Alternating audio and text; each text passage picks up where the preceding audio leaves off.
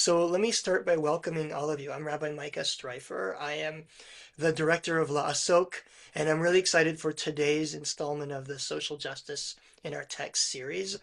Today we'll be learning with Rabbi Jacob about Jewish responses to climate change.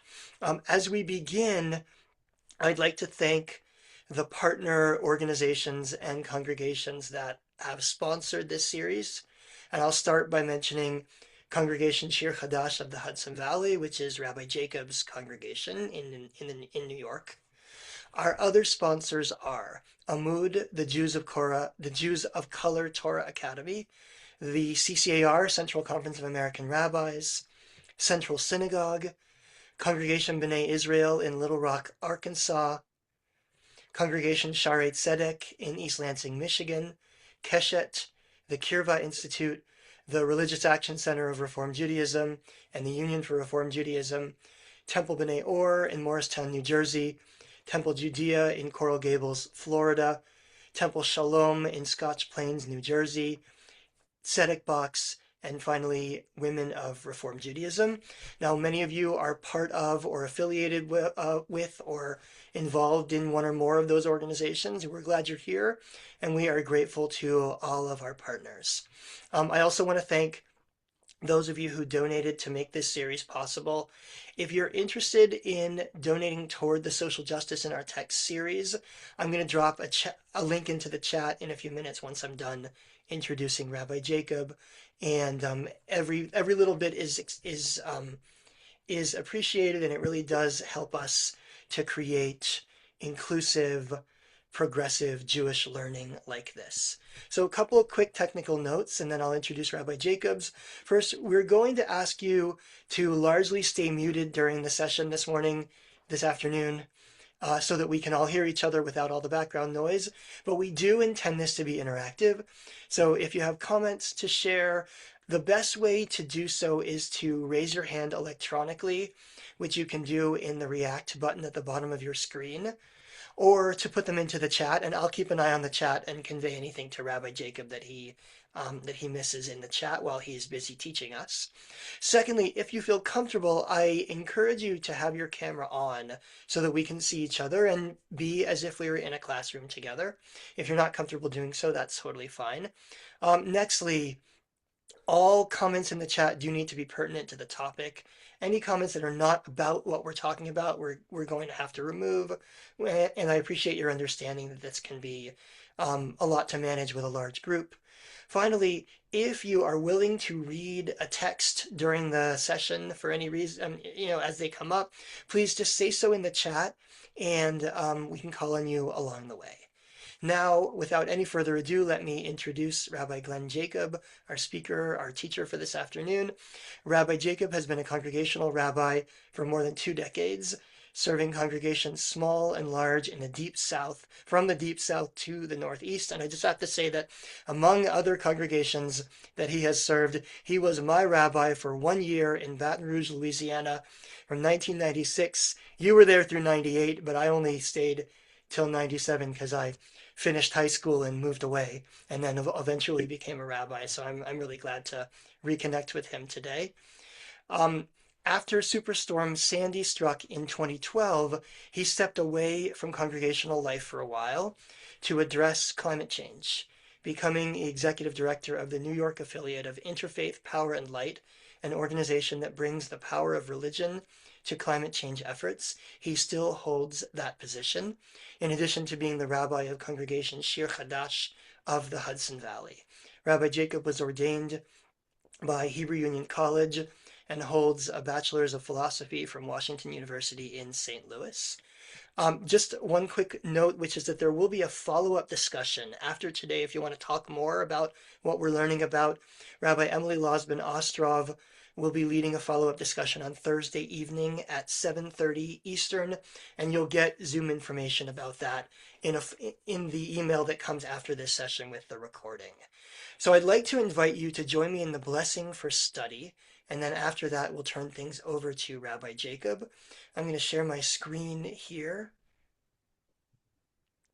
And if you'd like, for this part, this is a good time to unmute so that we can hear one another as we say this blessing together.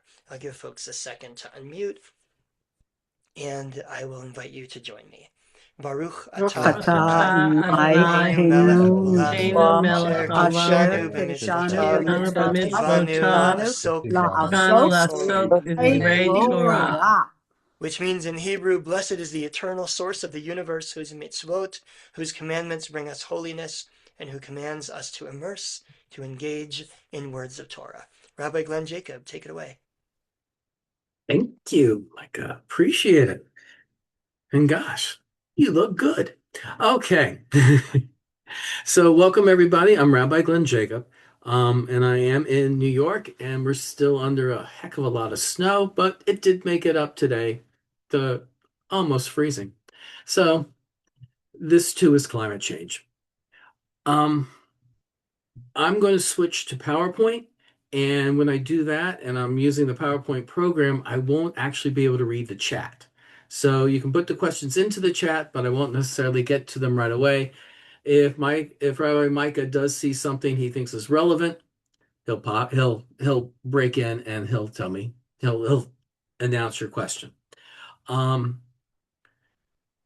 Okay, what you're going to be presented with today has a lot of philosophy in it because this is theology, and that's what I promised I'd deliver.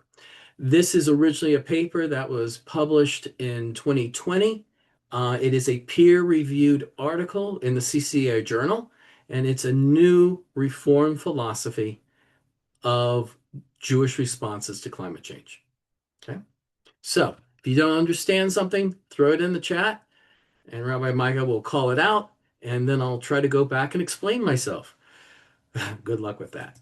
Okay, so if you're ready, here comes the screen share. And hopefully everybody can see that. I can bring up there we go. So let's dive into it. The first thing you need to know, which is whenever I teach on climate change, and I teach around the state of New York in all sorts of houses of worship, there are 4 different points that I need you to keep in mind as we try to come together with a theology that actually works. The first of the 4 points. 1, climate change is real. 2, climate change is man-made. 3, climate change is happening now. But most important, we've already reached the 1.5 degrees Celsius tipping point, which is 1.5 degrees above the norm established before the Industrial Revolution. And when I started working in this field in 2016, the models projected that we would not reach the 1.5 degrees Celsius tipping point until 2030. The worst models were saying, not so good. And now, all of a sudden, in 2025, we reached the tipping point. And what this means is that there is irreversible change happening on the planet from climate change. All right. When I talk about climate change, what I'm really talking about is how climate change works in our world. It's not that there are more droughts. It's that the droughts we have become super droughts. It's not that we necessarily have a more active hurricane season, but we have super hurricanes. We don't have storms, we have rain bombs. We have high volatility between going to the top of the thermometer and down to the bottom of the thermometer by days. It's not that the weather you experience, which is your day-to-day climate, it's not that the weather that you experience is out of whack. It's, to use the technical term, wackadoodle. It has gone beyond what is reasonable. For example, here in the Northeast, we are still locked in a frigid cold from a polar vortex, which has broken its boundaries and crept south, and now it's split in 2, and it's trying to reform, but it has not. That is climate change as a threat multiplier. All right. If you understand that, the next point I need to make you understand is that climate change is a threat multiplier is not just the weather. Climate change as a threat multiplier affects everything that humanity does. And climate change exacerbates in a time of climate change, no longer geometrically, but exponentially. So the list of these two columns of all these things that you see, that you read in your paper or on your news feeds, whether it's war, extinction, slavery, toxic waste, these are worse, and they're getting worse, and they are not going to get better unless we address climate change. And these are human made. And what I'm really trying to say is that climate change is about human rights. Everything that you hold dear as a progressive Jew is affected by climate change. Everything we fight for, whether it's equality or peace or feeding the poor, housing the needy, all of this is affected by climate change. It becomes ever more expensive to try to address the needs and the suffering of the day. But one more point about climate change. Climate change is also environmental justice. If you would like to explore where our toxic waste dumps are in the United States, it's very easy. You can find every toxic waste dump and toxic site in your area simply by looking on a map, because race is the number one determinant of the placement of toxic facilities in this country. If you know the neighborhoods that are predominantly black and brown in your area, that's where your toxic waste dumps are. This work was done by a woman named Jackie Patterson, who works for the NAACP, and you can actually go up to her site at the NAACP and look at the environmental justice as a human right and read all of her amazing work. In fact, if you are a community leader, she is available, and she is one heck of a presenter. And so I always put her forth as someone we need to listen to. Okay, if you have all of these facts in place, and that was just the facts that we're going to base our work on, we're ready to move into Jewish theology. Okay? Jewish theology on climate change is new. It's very new. It is sometimes created out of whole cloth because climate change as a social issue, as a global issue, is unique. So when we talk about a Jewish theology, it has to meet these four criteria to be a worthwhile theology. It's no longer valid just to say, well, it makes sense, or yeah, I can understand that. That's a good idea. Jewish theology today needs to address four areas. It has to be coherent. It has to be pragmatic. It has to be engaging. That is, it has to bring you in. It has to provoke your curiosity and keep you working on it. And finally, a Jewish theology has to promote action. If the theology doesn't convince you to move forward, to voice, to step out of your comfort zone and help with the crisis, then that Jewish theology is just a nice bunch of words on a pretty piece of paper. Okay, so I set the bar high. Let's see what Jewish theologies we have actually operating. There are two Jewish theologies that are presently used, and most people will recognize in one form or the other. The first is the Garden of Eden. Okay, so enjoy the painting by Peter Paul Rubens for just a moment. Just to take a complete irrelevant aside. First, you will notice that there is a lion in the middle, just to the right, And this is an improvement because he did a painting called Daniel in the Lion's Den, where the lions looked really funny. This one looks like a real lion. So for the late 1500s, he did a great job and finally did his homework. The second key to understanding Peter Paul Rubens is he had a patron, and he painted the patron's dog right between the feet of the two figures. He has dogs in the middle of the painting, but his patron's dog is there at the bottom. That made sure he got paid for his painting. Gotta love it. Anyways, we move on. In the Garden of Eden theology, we turn to the second story of creation, which you know as the Garden of Eden. And the theology is really based on one verse, which is Genesis 2:15. God, Adonai God, settled the human in the Garden of Eden to till it and to tend it. And obviously the emphasis is on those last two words, la'avda ul shamra, to till and to tend. So according to our belief system, the garden is an ideal for which actions on the environment should aim. Right? That's how we present it when we use this theology to politicians. We're trying to rebuild the Garden of Eden. And to till and to tend, this is our responsibility.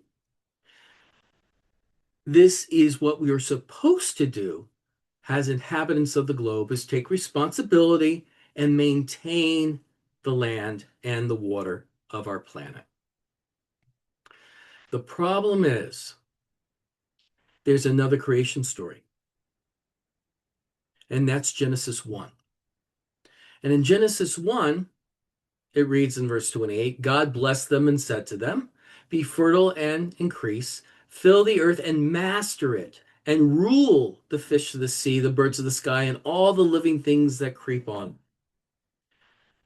So, chapter 1, verse 28 is a contradiction of the Eden story.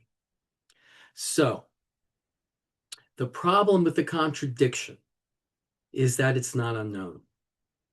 So, U.S. history and the response on the environment is based on this verse, not the Garden of Eden.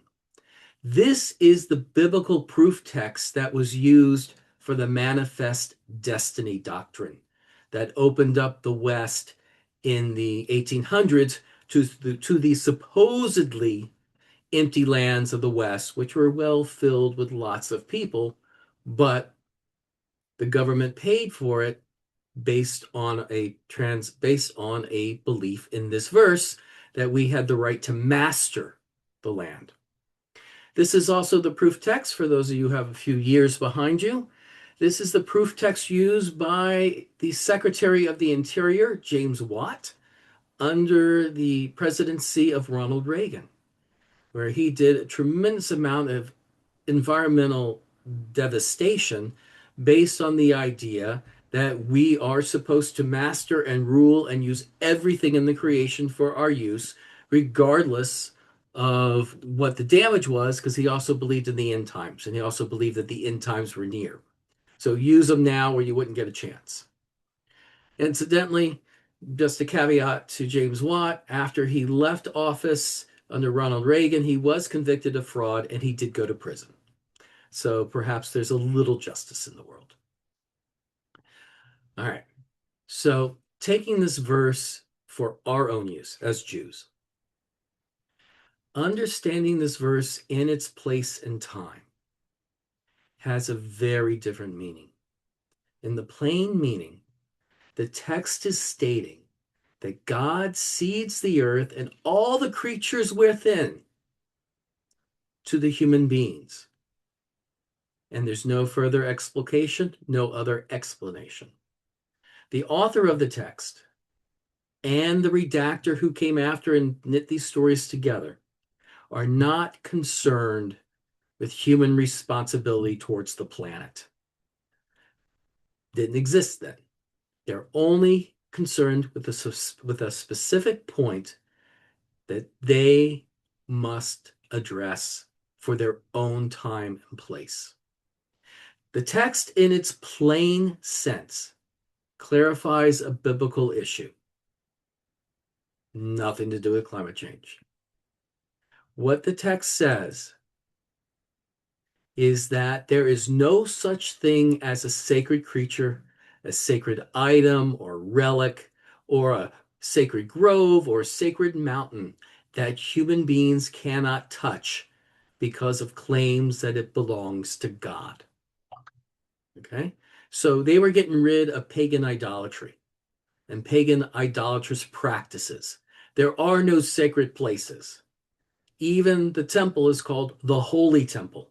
That's a different level. Okay? So that is how the verse was used in its time and its place. So when those use this verse today to justify the raping of the planet, it is reading into the text something that's not there. It never was. It was never meant to be used that way. Nonetheless, it is used that way. So that the problems with using the Garden of Eden as a theology is, well, it's a matter of degrees. The two stories contradict. So Genesis 1 gives complete authority with no responsibilities indicated, whereas Genesis 2, the garden story, gives human beings complete responsibility, but God retains complete authority. Again, that's not a progressive Jewish idea today. Today, we think that ourselves as co-partners with God in the creation.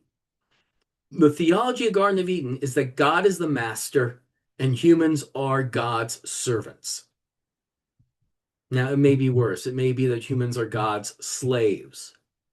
But that's the theology of its time, and that always makes the Garden of Eden story problematic. It makes it uncomfortable to use it because it's not what we practice today in our synagogues. And while climate activists want to refer to the Eden story's command, the major problem is our government uses Genesis 1 and ignores Genesis 2, and they do it very pointedly. So trying to discuss it with a politician, say in Washington, D.C., depending on which party you're speaking to and how well they know the Bible, it's really not an effective presentation for an argument. That's the Garden of Eden story. Okay. Okay. Let's move on. I can't see if there's questions yet because I'm still running the PowerPoint, Here, but I will try. can I just Go ahead. mention one? There was one comment at the bottom which relates to what you were saying, where Diane says maybe some place, this isn't a question as much as a comment, maybe some places should be untouchable. I don't know if you can comment on that based on the theology of that you were describing. Okay. So Diane, what you're not wrong. You're right. The difference is that you, in your statement, are doing what all progressive Jews do, is you're giving the human being the agency. We can decide what should not be touched. Whereas the Garden of Eden story, God decides what shall not be touched. And that's the difference. Wholeheartedly, I can agree with you. And it would be an excellent statement to make as we try to fend off the rape of our natural resources under this administration right now. But we will get there. So I'm going to move on to the next theology that's actually in use. And you know this as tikkun olam, to repair the world. Right? So the garden is an ideal for which actions of repairing the environment should aim. Now, I know Laasok has done work on tikkun olam and that you've had study in it. So I'm just going to do a very quick review of the origin story because we needed to have it front and in front. We need to have it in front of us in order to go through why tikkun olam works or does not work as a Jewish theology. Okay, so this origin story, if I can make it really brief and take away the beauty of it, Ein Sof withdrew itself to make room for the creation. Ein Sof is God. God wanted to create the universe, So God has to withdraw God's self to allow space for physical material world to exist. The light is stored in Kalim. The light of Adonai God is stored in Kalim, these sacred vessels, which when the creation came into being, these vessels shattered. And these shards of light that are divine in origin are the source material of the material world, but they're also the source of evil. And by gathering the shards back together to make the Kalim, you repair the world. So gathering shards, as our tradition tells us, is doing mitzvot. And we gather in the shards and rebuild our world. The first problem right off the top is Jews diverge on what is tikkun olam. If you're an Orthodox Jew, tikkun olam refers exclusively to addressing idolatry. While in the progressive movements, tikkun olam refers to everything else of which you're all probably familiar. Redressing the needs of humanity, the crimes, the injustices, and even addressing the unintended consequences of human behavior. Now, as a theology, this is a problem. If I want to go lobby as a Jew, and I never lobby alone, I always take other people with me, taking an Orthodox Jew with me, this is not their theology. This is not in their comfort zone. This is not what they believe or practice. So that's problem number one with tikkun olam. Problem number two. Let's take 3 examples, and hopefully you recognize all of them. The first is Hurricane Katrina. The second is the Darfur genocide, and the last is the Syrian war. So Hurricane Katrina was a super hurricane, destroys parts of New Orleans, and leaves the entire region devastated. The Reform movement, which is who I know best because I'm a Reform rabbi, we rushed in. We sent in supplies. We sent money. We sent people on the ground immediately to help alleviate the suffering. Fantastic. That is tikkun olam. And then we returned. And as congregations and even as youth groups, we'd come in at certain times of the year to help rebuild neighborhoods. Fantastic. That's tikkun olam. We never touched climate change. We never addressed climate change. The Darfur genocide. Darfur is in the southeast corner of the Sahara Desert. The genocide is provoked by a rapid increase of desertification.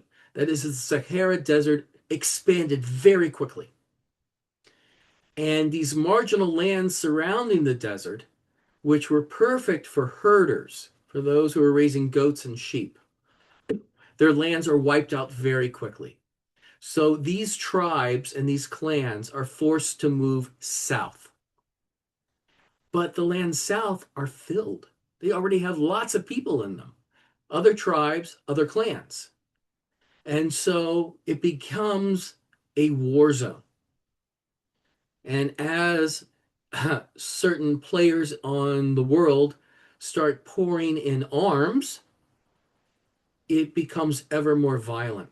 And so these tribes clash, and whoever had the more powerful weapons begins massacring the other tribes because there's no land, there's no place for them to live. And that's the origin of the Darfur genocide. And again, the Religious Action Center, the Reform movement, the Reconstructionist movement, we all jumped in. And we protested in Washington, and we protested at the United Nations. We convinced the Secretary of State, Colin Powell, to speak beyond the statement of his own government at the United Nations. And we made a difference, and we stopped the genocide.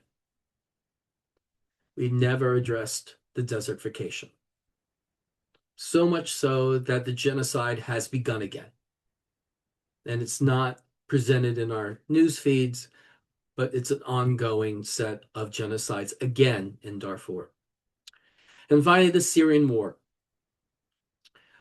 We all know the terrible state of the Bashar al-Assad government and what they were doing to their own people and how things were already terrible in Syria. The origin of the war, with all of those elements in place, waiting for a spark to ignite it, was climate change.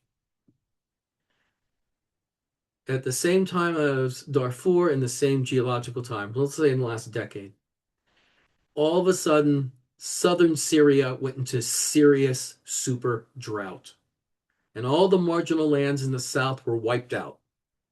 All the tribes in the south of Syria were forced to move north towards the Syrian urban centers.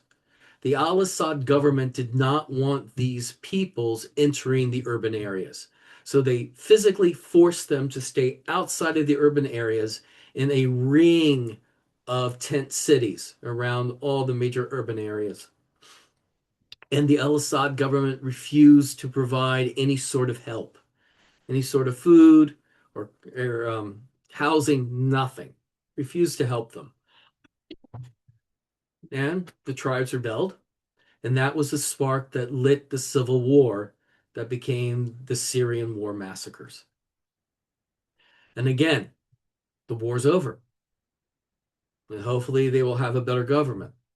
But nothing has been done to address the climate change, which is the source of that war in this case. And that's the second problem with Tikkun Olam. It addresses the suffering, but it never addresses the source of the suffering. The next set of problems, 3, 4, and 5. What are you repairing? If you're only addressing the suffering, you're not repairing the damage.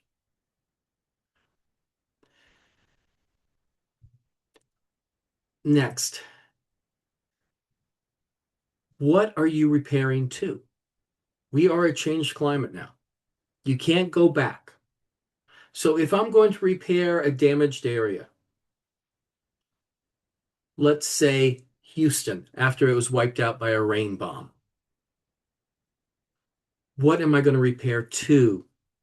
Am I actually going to change the zoning rules? Am I actually going to help entire communities relocate out of the possible flooding areas because the floodplains have changed and expanded? Or am I just going to require them to have better roofs? Which one did Texas choose? I'm not going to answer. I don't want to sound cynical so early. Okay.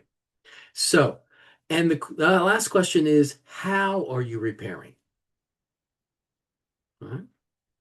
The United States today no longer has the will, and it's not just this administration. This goes back administrations. The United States no longer has the will to pay for the damage of these super storms and these super droughts. You know, the cutting back of FEMA, I mean, it's most dramatic under Trump, but it's been cutting back for years. Okay? Because the government and the people who pay taxes, that's you and me, are questioning why are we paying to rebuild stuff that's going to be destroyed again because of climate change. So I don't know if you saw yesterday, but all the pictures coming in from North Carolina, we have more houses in the Outer Banks collapsing into the ocean. Okay, well, they were going to collapse anyways in the next 10 years, but they collapsed yesterday. All right, how are you repairing? There is a finite amount of money. All right, so the one answer we've had to what and how you're doing it is under the Biden administration in 2023, we finally passed the Inflation Reduction Act, the IRA, and otherwise known in the rest of the world as the Green New Deal, which, if I can brag for a moment, the Green New Deal was invented here in New York State. Thank you very much. All right. So, okay. So we passed the IRA. when we lobbied for the IRA, or when I lobbied for the IRA, both with my interfaith group and with Jewish groups, we did not use tikkun olam as our theological argument. We were using some other pieces you're going to hear in just a couple of minutes. Why? Because we felt it was no longer effective. And so even the largest proponent of tikkun olam is a rabbi who just passed last year by the name of Arthur Waskow, who founded the Shalom Center in Philadelphia. And we had a long set of conversations, and I said, Arthur, it's not working. I need something else to go with. And he reluctantly gave way. So we did not use tikkun olam because, well, the bottom line is, in over 60 years of use, applying tikkun olam in the climate arena has not been effective. And that's from a climate activist point of view. And you can certainly debate with me. It's just, this is my work that I've experienced when I'm in the offices with legislators. Tikkun olam, many of our legislators who we visit often enough know the term, know the meaning of it, and they just don't find it compelling enough to push us over the line. It just doesn't come with enough moral oomph to get them to move. Okay? And I don't know necessarily why, but it is what it is. Which led me to write a new theology. And that's where we are now. Okay.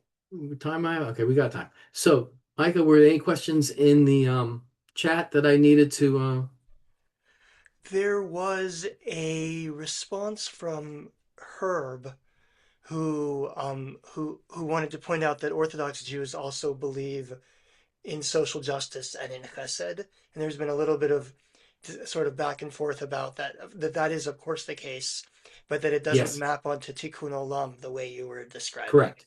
They Um, use a different set of Herb, you're right. They do, but they use it as they're giving a different theological reason when they go to lobby. And there is an Orthodox Jewish group that lobbies. They're small, they're loud, they're vocal. I'm pleased to know them too. Anyways, so this is the problem with Tikkun Olam is pragmatically, it's just not working. So what are we going to do? We are going to start looking at an old theology and we're going to reinvent it as a new theology. Okay, so this is where things get heavy. Whew. If you're ready. All right. We're going to look at the theology of the book of Leviticus. Okay. And if you want to read it on your own, it's called Leviticus as Literature by Mary Douglas, which is where I get a lot of this explication. So if you really want to dig into it, Mary Douglas was an anthropologist, and boy, was she exciting. And she didn't take, never mind. She was just a very exciting, powerful woman. Anyways, in the theology of the book Leviticus, the earth, the temple, and the bema, that's how they saw the world. The earth is common, ordinary, and mundane. The temple is holy, and the bema with its altar is the most holy. We're not using the word sacred. We're sticking with the word holy. Okay? So that's how they saw the world going up. And you still use it today, going up to Jerusalem. All right? In the book of Leviticus, they believed that the earthly temple, the first temple, Solomon's temple, was a reflection of the divine temple. So the divine temple was the real temple, and it was anchored on the heavens. And there was a divine temple that is God's abode. That's where God dwelled. And there was an altar. There was a bema and an altar, which is explained very clearly in Isaiah chapter 6, when the coals from the altar are placed on his lips, and he is, shall we say, of circumcised lips after that. But the temple and the bema do not touch. There is a gap. And that gap is what the priest of the first temple strove to overcome. It's that gap that we call, the overcoming of it is called ritual purity. Okay? In order to get your sacrifice in the earthly temple over that gap to reach the divine temple, that is your sacrifice, your prayer, your petition, your will, your thanks of well-being, all of this had to get over the gap. And we did it with this mysterious process called ritual purity. All right? In ritual purity, everything was either mundane, which is impure, doesn't mean evil, it just means impure. All right? We didn't have a concept of evil. All right? So the earth is common, ordinary, mundane, impure. The priests must be pure. The temple vessels that you use for the sacrifices, they must be pure, and the temple itself must be pure. We're talking about ritually pure. So for a priest, that would be inside and outside. So they would follow the laws of kashrut so that the insides would be pure, and then they would wear clothes that follow the rules, and they would follow sexual relations that follow the rules, so the outside of their bodies would be ritually pure. The vessels in the temple, they were washed and blessed so that they would be pure. And then the temple itself had to be maintained so that it would be ritually pure, so that when a sacrifice was offered up at the tip of that triangle, it would pass through the gap to the divine temple. And that's how your prayers would reach God. Now, the way ritual purity works is that it is dynamic. What's used for a ritual sacrifice is pure, but once it's done, it's impure. So it has to be purified again. So we are in constant motion in the first temple, and in the second temple too, if you want to know, that nothing stays pure. Once it gets used, it's impure. It has to be purified. It's used, it becomes impure. Even if it's used to purify something that's impure, as soon as it's finished, it's impure. So everything rotates around and you're in constant motion because ritual purity is an ongoing process. One is always creating ritual purity. In rabbinic language, which we still use today, that's called avodah. Avodah is worship. All right? Your rabbi may say, when we get to tefillah in the service, we rise for the avodah. All right? So this begins in the book of Leviticus. We carry it on to our own day. Now, if you can understand those concepts of ritual purity, let's take the real case example. What happens when everything becomes impure? The temple's desecrated. We have two major examples in the Bible, in Tanakh. There's other examples, but the two major ones. The one you know most is Hanukkah. So that's the Maccabees. When they find the temple is desecrated, they have to rededicate it. But we're not really interested in the Maccabees because that is a different sort of text. We want biblical. And the biblical example, which is really important, is the case of King Hezekiah. All right? And his history is presented twice, first in 2 Kings and then in 2 Chronicles. All right? Hezekiah has a problem. His father was Manasseh, who was one of the worst idolaters of all the kings. He really loved his pagan sacrifices. So when Hezekiah assumes the throne at the age of 25, he wants to go back to pure Adonai worship. So in the first month of his reign, he opens the house of Adonai to repair them, and he calls all the priests, that is the Levites, and he summons them to the east side of the Temple Mount, and he says, listen to me, Levites, sanctify yourselves, sanctify the house of Adonai, God of your fathers, and take the important things out of the holy place. Now, what Hezekiah is doing is he is setting forth a prescriptive statement of protocol. Hezekiah is going to pay for this cleansing of the temple, but that rededication is going to be done his way. And this is his way. Using ritual purity. First, he's going to purify the priest. And once the priests are pure, they're going to purify the vessels.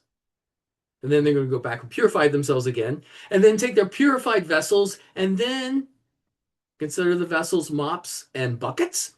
They're going to purify the temple.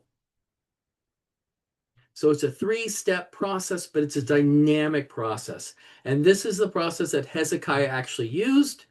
This is the same process that the Maccabees, when they rededicated the temple in second temple times, this is the same process they used. All right. So let's take this process and put it into modern ideas. Today we don't have Levites. Today we have the Jews. That's you and me. All right. We don't need priests. We can all offer up our own prayers. Our temple vessels is everything we use, both in our house, in our work, in our transportation, in our energy use, in our entertainments, everything that we do from our 24 hours a day, that is our temple vessels. And finally, we no longer have just a temple mount in Jerusalem. We are across the entire globe. The planet is our temple. And all of this together is avodah, the active process of how we as Jews interact with our planet and the tools we use to interact with the planet.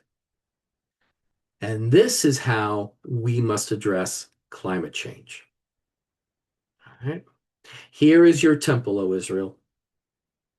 It's a big, beautiful globe. And on it are all of these things that we need to have a creative, dynamic, worthwhile, and meaningful life. And there's nothing wrong with having factories or massive ships that pollute.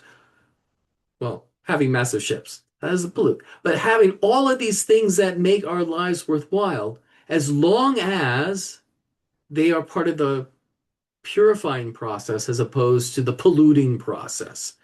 And when you add together the human beings, then you get the full creation that Adonai gave us. Okay? This is what we must address in our theology. Okay? We want to purify the planet. And we have to ask the question, does this theology qualify? Does this theology that the globe is our temple and we are the priests and everything we do either purifies or pollutes the planet, does it work? So I'll just remind you the pragmatics. It has a Jewish theology, in order for it to be valid, has to be coherent, pragmatic, engaging, and it has to promote action. All right. To save the planet, these 5 areas of carbon pollution must be addressed. And don't bother with the size of the squares. That's just from another slide and got squeezed in. Energy, food, transport, your household, and your work. Okay? All 5 are different areas. They all have different responses, but they must be responded to if we are to address climate change. Now, let's talk about, okay. Let me explain to you a bit of propaganda. All right.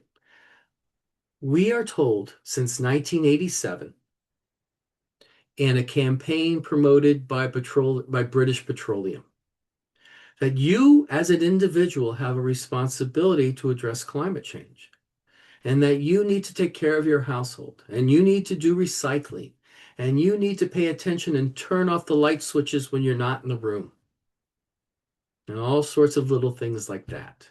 If every human being on the planet were to take these initiatives within their own household, they would address 0.6% of the carbon pollution in the world. If, say, instead of letting British Petroleum set the agenda, we set the agenda for British Petroleum.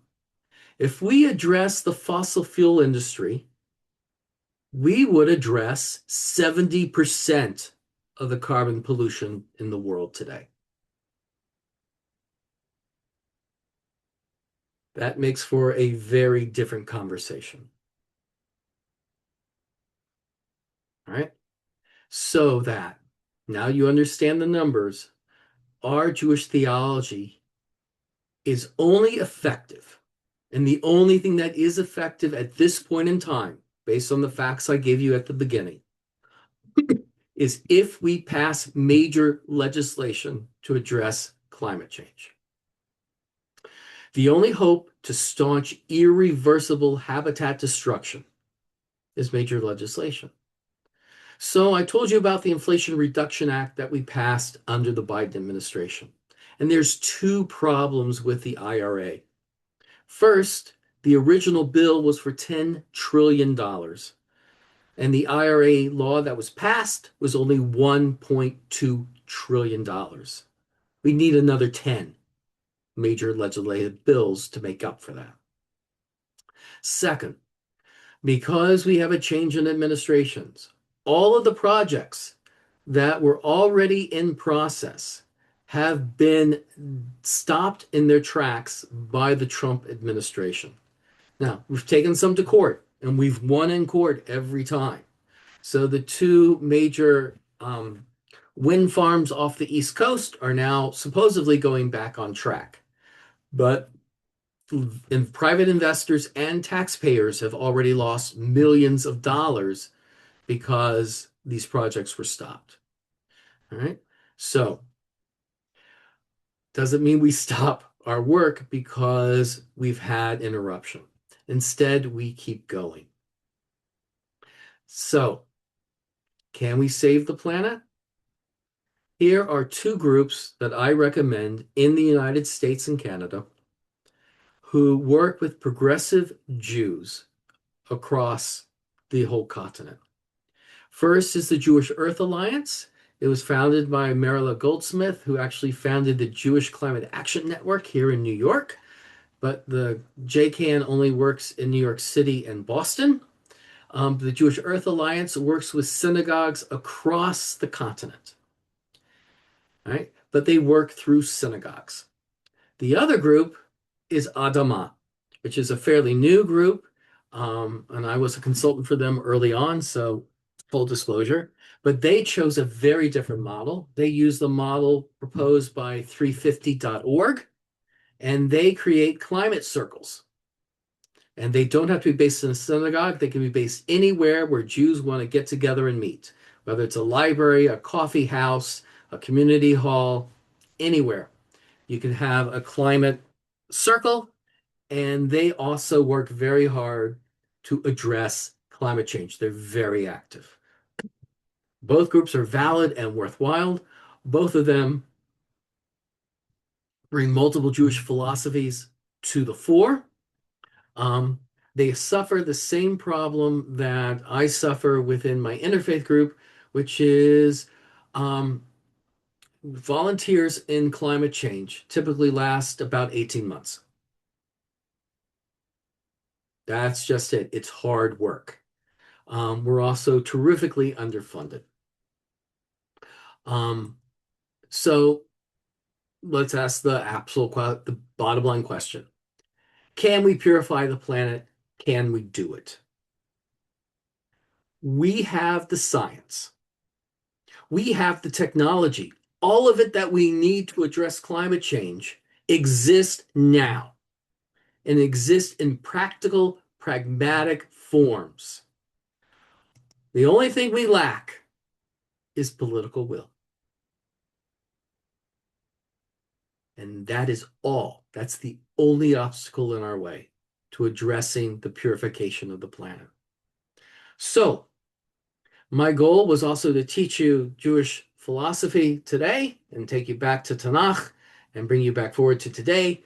But my other goal was to convince you that you can make the difference and you can be a part of the political process that helps us save the planet for ourselves, our children, and the generations to come. I'm going to stop the share there. Oh, here. You can see my cucumber from my garden. There you go. And now I'm going to stop the share. Okay. So, I don't even want to try to read a chat. I see Michael Loberfeld has raised his hand. Michael, please. Yes, thank you so much, Rabbi. So first of all, I do believe that I need to make changes in little things in my life, even though it's part of that 0.6%. I believe if I can make changes, it can put me in a better position to advocate for the major companies to make changes if I'm more conscious and doing it on a local level myself. So that's my theory. And the other thing I wanted to say is I was surprised when you said that Tikkun Olam is not like legislators don't accept that, because what about like for the public good or the common good? Because to me, there's no better reason to do something but for the common good. And I think in this case, common good includes not only for the people but for the earth. So is that a persuadable thing to say this is for the good of the earth and for the good of all people? Okay. Thank you. So I'll try to address both quickly. Okay. As far as what you do in your own household, I call that the brushing your teeth issue. You should brush your teeth twice a day regardless, but it only takes 5 minutes out of your day. What are you going to do with the other 23 hours and 55 minutes? That you can use to address climate change in a more robust manner. Okay, so you should do what you do. You should brush your teeth. You should turn off the lights, etc. You should install a heat pump if you can afford it.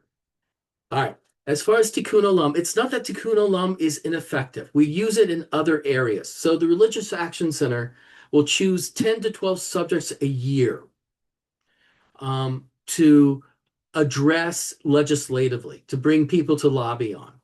And one of the main theologies they bring with them is Tikkun Olam. And in other areas, it works very well. It is an effective theology. It's just that climate change is like no other issue. It's like no other issue because people are more apt to address the symptoms or to see the symptoms or the consequences rather than see the source. And that's the drawback.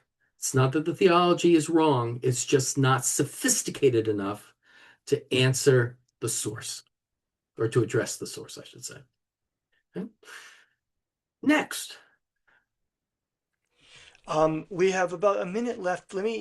This is probably too long a question for the last minute you have, but can you say anything about Rabbi Zalman Schachter Shalomi's theology of understanding the earth as a living being, which is related to Gaia theory? Is there, how does that fit in with this very different, very priestly theology, very sort of hierarchical priestly theology that you're suggesting?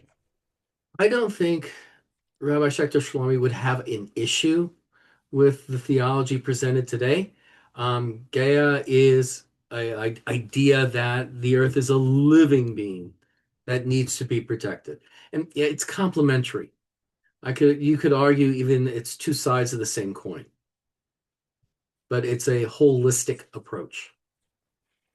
Nice. So we are at our time. So let me thank Rabbi Glenn Jacobs for this really interesting presentation. It's not often we get to do constructive theology where someone is really suggesting a new theology, a new way of approaching it. And this is very interesting and a very interesting and challenging new way of approaching climate change. I'm grateful to you, Rabbi Jacob, for being here. Grateful to all of our participants and donors as well, and and sponsoring organizations. I just dropped a couple of links into the chat, including the YouTube channel. There's a corrected version a little lower down, as well as some information on our next session. We will meet on March 2nd, a month from today, with Rabbi Laura Rappaport, who will be talking about speaking up to power and how we can learn from the book of Esther and from Esther herself how to speak truth to power. As well, don't forget that this Thursday at 7:30 p.m. Eastern Time, Rabbi Emily Lozman Ostrov will be leading a follow-up discussion to this session. So if you want to come and talk more, discuss, chew up the ideas that Rabbi Jacob put forward today, join us. You will receive that link in the email that will go out tomorrow with the that will have the recording of this session. So thanks again, Rabbi Jacob. Thank you, everybody, for being here, and we look forward to seeing you again soon. Take care, everyone.